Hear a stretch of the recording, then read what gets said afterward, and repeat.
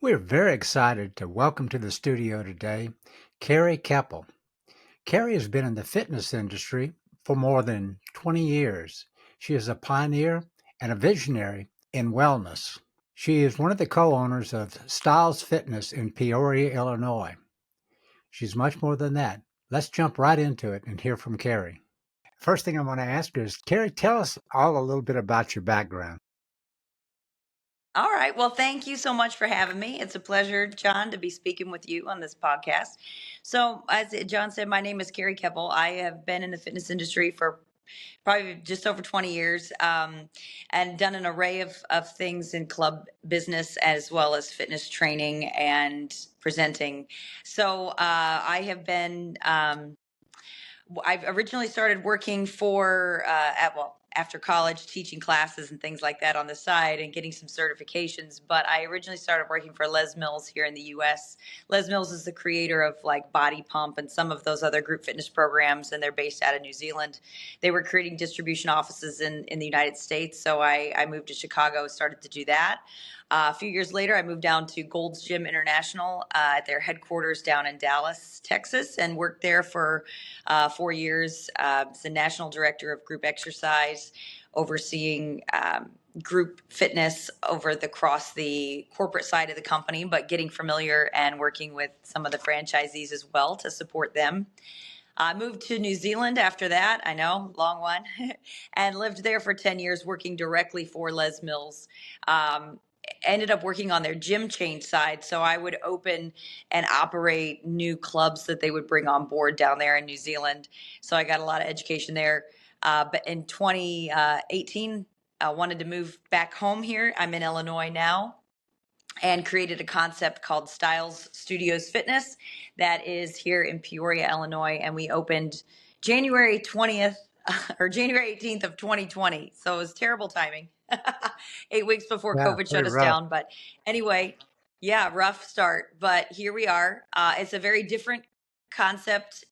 We have 4 unique boutique studios that are set up like storefronts inside the facility, and they surround a gym floor.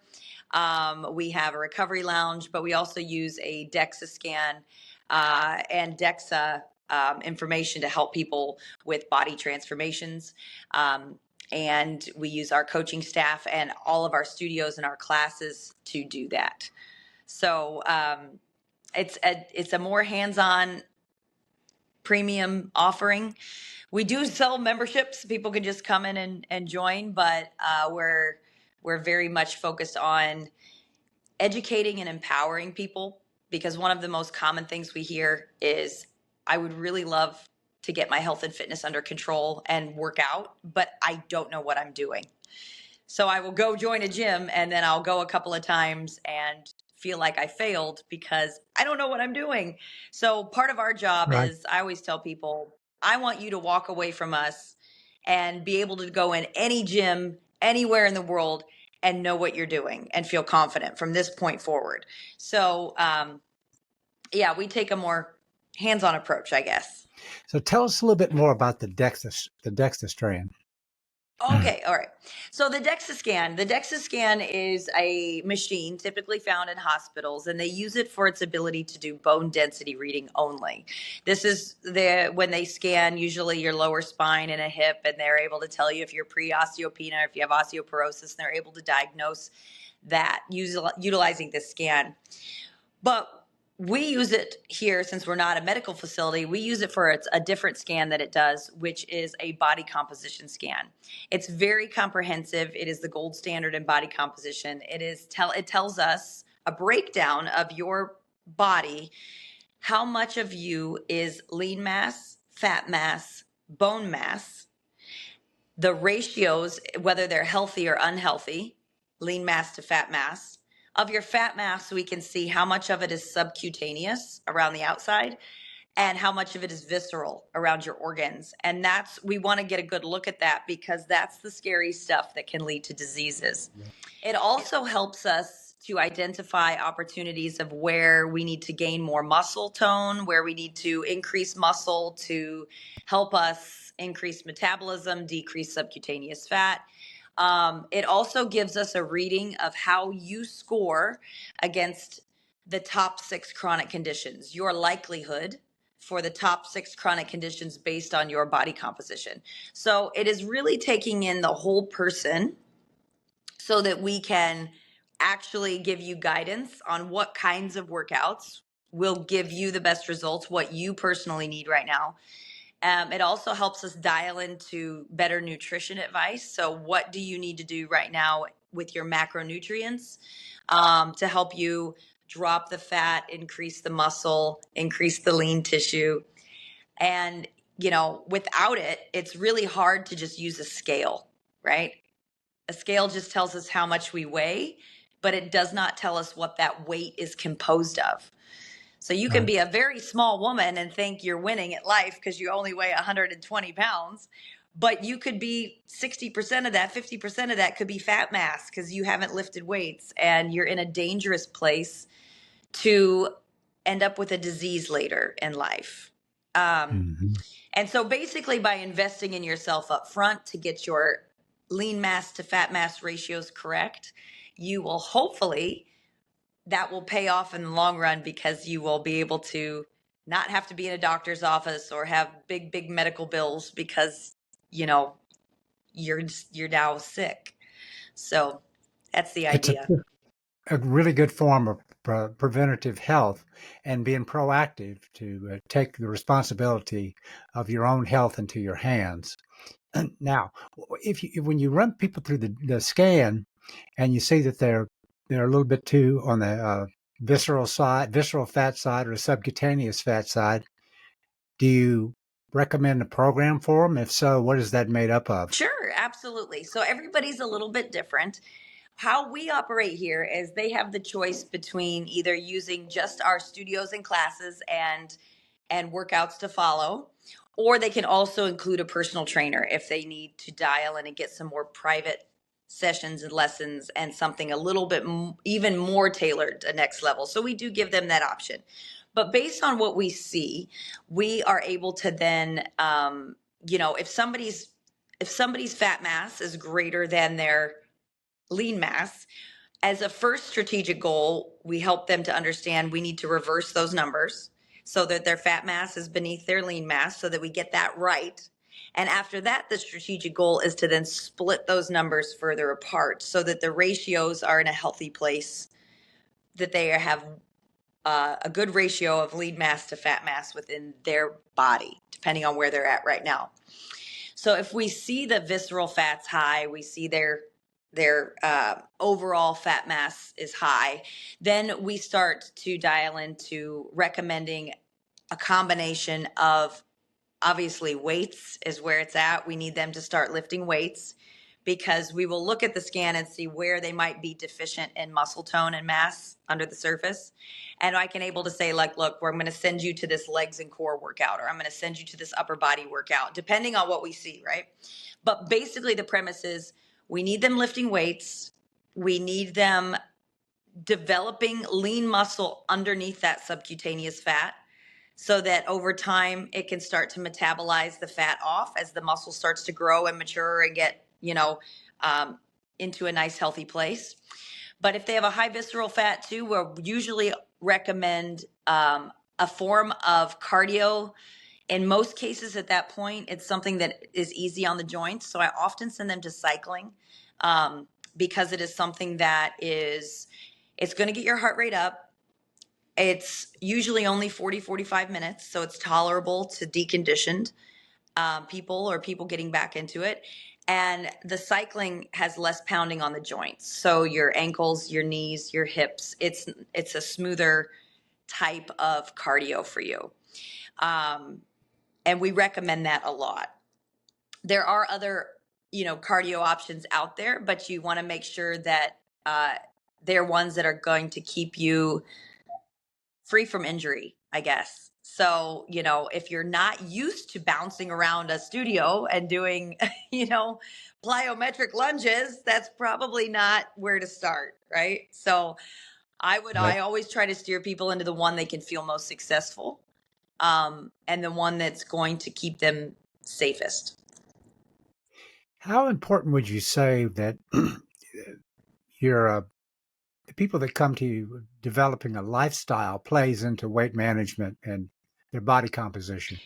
1000%. You hit the nail on the head. One of the things we preach is this isn't just a temporary fix, this is lifestyle change. And with lifestyle change, it's about habit change. And when it's about changing some of these daily habits, it's about changing your attitude. So, one of the first things we talk about is most everybody comes to the gym or comes to somebody like me to say, I have a problem. It's gone too far. Fix me, please. Right. And that's great. We can do that. But one of the things I need them to do right away is to start getting out of the mindset of something's wrong with me. I have to be fixed. Um, I have to do this. I'm no good, blah, blah, blah. It turns into low self efficacy, which turns into a chore. Like, I have to eat healthy. I have to go work out, right? So, part of our job, a big part of our job, is helping them find the joy in the exercise. If I can attach them to the things they like to do that are good for them and get them to transfer their mindset from, I have to do this, to yay, I get to do this today, then that's the secret to a lifelong love affair with fitness, right? That's the secret to doing it over and over. You don't do things over and over that you hate. You don't do things over and over that you don't enjoy. So when you can find the pleasure for yourself inside the workouts, the exercise, the style of it, eating healthy, what do you like, then we're going to start to create lifestyle change. Because to your point, it's not just a let's do this for a month and then go back to the old ways. Oftentimes, people also say, how fast is this going to take? And I'm like, I can't tell you that, like, because everybody's body responds differently. But I can tell you that you didn't get to where you're at right now overnight. Right. You know, How much would you say, in the way your program works, that a building of a community with the person where they go and have fun with friends, enjoying the exercise, plays into the weight management or lifestyle management? I agree with you wholeheartedly. I think social fitness, if that's what you want to call it, like the social element, the community element, is a big key to like retaining the habit, right?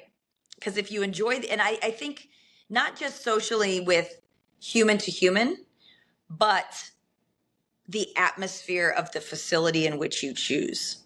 So it has to feel inclusive, a sense of belonging. You need to be able to walk in there without intimidation. You need to be able to feel from the time you go from your car to the door that you're already excited to be there versus, oh my god, I can't believe I'm going in here again, right? Like you have to be really, we have to get people through these emotions, and part of that is the facility, the environment, but also, like you said, the community and the people inside. I think for me as a facility owner, a big part of that is creating the atmosphere, the vibe, and the expectation of how we behave in here. So we have a tagline, just because it's clever with our name, that's written on our front desk that says all styles welcome, and that we've trademarked that as our ethos, our mantra. And all styles welcome, just that little saying has created an expectation that whether you're a member or a staff member, when you're in here, you're accepting of any fitness level, of any background, of any age, and we help each other, right? All styles welcome. And I think that plays a huge piece of it too. Right. You make it welcoming for everybody, no matter what their bodies, wherever they started or wherever they are, they're along the same journey that we're all on, because it's never anything that you attain and that's the end of it. Am I right in saying that? Absolutely. Like yourself, you've been doing this for more than 5 years, and you're still doing it, right? Yeah. Yeah, no, the facility's been open 5. I've been at this game for over 20, and We're still rolling. So A lot of the people who watch our podcast are travelers. And what we see is that a large percentage of the population is interested in wellness as they continue on their traveling way. So, and one of the things is the breakdown of the different age groups. yeah. And we noticed that according to surveys, 40% of millennials are very interested in fitness and wellness and want to go to retreats or different fitness activities during their travels. What would you say is the breakdown of the people who come to your facilities, and how interested are they in pursuing fitness as or wellness as they travel? Yeah, absolutely. Well, first of all, we have a very affluent base because we're a higher ticket offering. So a lot of our members are travelers too for work and whatnot. I as a I would say it's so interesting the use of the word millennials, because I remember a time in our industry when we were using the word millennials as if they were like super young in their 20s. And like, I'm a millennial and I'm 43. I mean, I might be the oldest millennial there is, but you know what I mean? So like, Not quite. I look at millennials now and I'm like, oh my gosh, we're in our 30s and 40s, you know? And we're in that age category where we'll probably have a career established, young family, whatever. We're making some money. We're putting some retirement away. We are traveling more. We're no longer that young broke kid that has nothing, to scraping together 2 pennies to try to join a gym. We are now those people that are in that part of our life, and I was agree with you wholeheartedly that I think that is that age group is probably one of our biggest age groups, if not maybe 40s to early 50s, right? So I think that span is a lot of it. Now, do we have some really young, I don't even know what they're called right now, Gen Y, like Alpha, I Z. don't even know what they are. I think we're Gen Z now. Right, Gen Z, whatever. So we are seeing some of, we do get a fair amount of those, especially when they travel back and forth from college, and because they just think we're cool. Like the studios are cool and the experience is cool, but they are very less likely to do, like, none of them do our 6-week challenge, right? None of those young kids, they don't need a program. They just want to get into class and do their thing, and that's totally fine. I remember being like that in my 20s. But the conversations I have with the millennials and the early Gen Xers right now, between, like, let's say 30 and 55, maybe mid 30s to 55, they've had kids, they're postpartum, they're like, my hormones are all over the place. I've gained all this baby weight. I don't know what to do with it. Or I'm premenopausal. What do I do? All of a sudden I woke up and I have 10 extra pounds that I can't shed anymore. I can't just, you know, change a little piece of my diet and my body goes like that. It's all changing. So I have a lot of conversations about hormones, supplements, things like that. In fact, one of my goals for this facility in the upcoming year is to incorporate a lab, if you will, alongside of our DEXAs so that we can test cortisol levels, hormone imbalances, because it's just such a prominent conversation in that age group. They all often say, like, I can't sleep, I have poor sleep, and that's a big indicator to us that maybe your cortisol levels are out of whack. How's the stress in your life? We talk a lot about mental fitness. We need to, sometimes I prescribe meditation to people because I'm like, you need to calm down. Like, you know Well, for those of our viewers who don't make the connection between stress and cortisol, could you tell us what that connection is? Sure. I mean, in the simplest form it was ever described to me is, um, our body is designed to protect us, right? So back in the olden days when we were like cavemen, um, fight or flight, the mechanism of fight or flight was to help us to go like, oh, it's a bear, I should flee because I might get eaten, and that's a survival mechanism.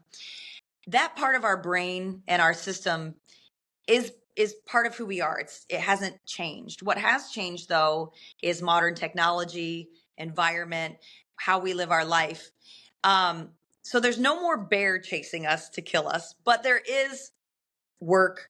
a boss, customers, clients, emails, texts, all the things that like come at you and can stress you out, and how you handle these can cause you to get into this, flooded overwhelm of anxiety. I think we've all been there. But when that happens, it triggers a release of cortisol. And cortisol is that hormone that if you're in a constant state of fight or flight, a constant state of anxiety, you wake up in the Right. morning and you're constantly releasing cortisol at the wrong times. I mean, cortisol is not a bad thing, but it needs to ride a pattern in your day. And if you're sitting here producing it all the time, your body is going to try to hoard fat and it's going to try to hold on to everything it's got because it's trying to keep you alive. So you Right. need to realize that management of stress could be why, or poor management of stress could be why you're not where you want to be fitness wise. That is a piece of the puzzle. Exactly. We're not designed to have chronic stress all the time. And one of the problems that we see on a regular basis is that fight or flight was an acute threat that our body reacts to, and we run away and we get in our cave and we calm down. The Mhm. problem is we treat everything today like a bear attacking us, whether it's somebody pulling out in front of us in the road, or our boss yelling at us, or our spouse, our kids. And we stay in a state of defensive arousal, Yeah. and the cortisol wreaks havoc on our bodies over time. So it's a very important part of wellness is to make sure you're managing your mood or making certain that you don't overreact to stressful situations. And as the studies have shown, exercise is one of the best ways to manage that, Hmm. which I take as part of what you encourage people to do. Okay, Absolutely. what I'd like you to do is tell us everything you do at your facilities other than the diagnostics. What do you do as far as the fitness side for weight management? Yeah, absolutely. So we have an array of offerings. In our studios, they are designed for their specific modalities. So we have probably one of our most popular is a strength and conditioning studio where we create the workouts made fresh daily. And it's called Hustle. And it's a 55-minute workout. And you either start on a rig with weights or you start on a treadmill 2 days a week. Instead of the treadmill, we box for the cardio element. So every day of the week is a different muscle group focus. So like clever names like Monday Mayhem, most of the weights are chest and back focused, and they're 3-minute rounds. So you either start on a rig, you start on a tread, and every 3 minutes you're swapping. But the workout that makes it unique is how we structure the weights element. So we have rigs that have an array of things from dumbbells to kettlebells to barbells with plates, TRXs. We have battle ropes. We have jammer arms on our rigs. So it gives pull up bars. So it gives us an array of things we can program for people. One thing I love about this particular setup is we can take someone from I don't know how to lift a single weight to in a few months time they are bouncing in there grabbing their weights. They know exactly what to do because it reinforces there's a coach teaching you, but we also have everything projected up on the board, up on the TV, so it reinforces, you know, deadlift or, what kind of squat we're doing, a front Right. squat, a back squat, of this, so that people who never even knew the Keeps you terminology going. before, right, keeps them going. So that one's hyper popular. We also have immersive cycling, which is one of my favorites, which is a huge 42-foot IMAX theater type of screen. And we do three different types of cycle programs in there, but it's like a Universal Studios ride in my view. It's super hyper distracting. It's 40 minutes long. Um, when you see a hill, you want to crank it up because you want to match what you see. So it tricks your perceived exertion. You work harder than you would in a normal, regular old cycle class because you can't help but to do what you see and feel it. So that's a super popular studio. We also have a I call it our nightclub style group fitness studio. So the traditional things you might see, like body pump or dance classes or kickboxing classes, abs classes, we put those in there, but it's set up like a nightclub. So it's got a big screen where we do both live and virtual classes. Virtual meaning kind of like coming to the fitness movies, it's just going to play. So when we don't have live, we can offer classes every hour on the hour. But basically, it is the screen does wild things, the lights on the ceiling do crazy things, so it's kind of like a nightclub feel. We do not use mirrors by design in most of Ah, our studios, and there's a reason for that. We want people to get lost in the experience and not worry about what they look like. um, and yeah. we found the research in New Zealand has found that mirrors don't really help technique anyway. It just kind of reinforces bad technique. And so anyway, so we don't use them by design. And then the fourth studio is a hot yoga, Pilates, meditation, stretch. So we do all of the array of those classes in there. We can heat the room up with the heating panels or not. Different styles of yoga we do in there, mat Pilates, stretch classes with meditation. We do sound bath meditation with crystal singing bowls, and different things to, like you said before, to help learn how to manage stress as well while you're gaining mobility, flexibility. And it's kind of the yin to the yang, everything from high intensity to not. So those are what we offer in our studios. And then our gym floor is a traditional gym floor with everything you could think of weights wise. Um, but what we endeavor to offer there is we have personal training. We're soon going to be including semi-privates, but for our 6-week people, they also have pre-written workouts that they can follow in an app. So if they want to come try some things, but they don't know what to do, they can just press play. It's like having a program in Yeah. your pocket. No, it's Yeah. good. It empowers people, and because when a lot of times people get to the gym if they're fairly new to it or they're distracted, they do forget. And as many years as I've been going to fitness centers, sometimes I forget an exercise or two, and it's Yeah. not on purpose either. You do. Okay, this is fantastic, and I really appreciate it. So there you have it, our interview with Carrie Keppel and her immersive and interactive approach to fitness and wellness. She has tremendous experience in the industry and helps her clients with weight management. Stay tuned for more interviews. Thank you for watching.